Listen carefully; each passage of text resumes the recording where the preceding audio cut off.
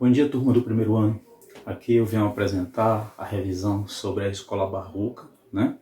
Para a gente dar prosseguimento ao próximo conteúdo, ok? Então aqui, como revisão, nós sabemos o quê? Que o barroco no Brasil, dentro de suas características e tudo, teve início no século XVII, 1601 a 1700, onde o ser humano vive em conflito, atormentado por suas dúvidas existenciais entre a postura racional e humanista e as sombras geradas pelo sentimento religioso de culpa. Aí temos a chamada Contra-Reforma, né? E como característica em si, o contraste, que dá o uso de algumas figuras de linguagem, né? Entre elas o paradoxo, a antítese e o hipérbole, né? Temos o pessimismo, marcado pela sensação de conflito interior. Temos o moralismo, resultante da retomada da consciência religiosa. Em relação a esses contrastes, se trabalha o quê? A oposição. Oposição de palavras, oposição de ideias, que nós damos o nome de cultismo e conceptismo, certo? Quando ele joga com as palavras, ele está trabalhando o cultismo. Quando ele pega essas palavras, transforma em texto para trabalhar uma mensagem, para tentar persuadir num sentimento, com o seu pensamento também, ele chama isso aí de conceptismo, tá?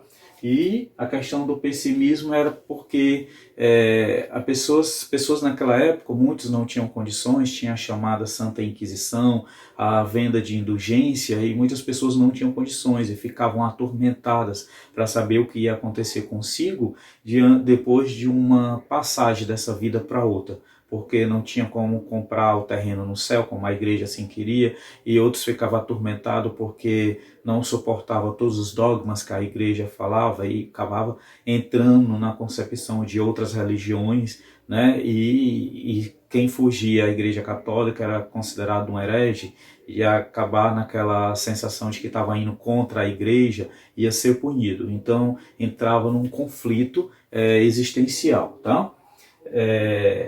O próximo está aqui as duas tendências, como eu falei, o cultismo e o conceptismo, né?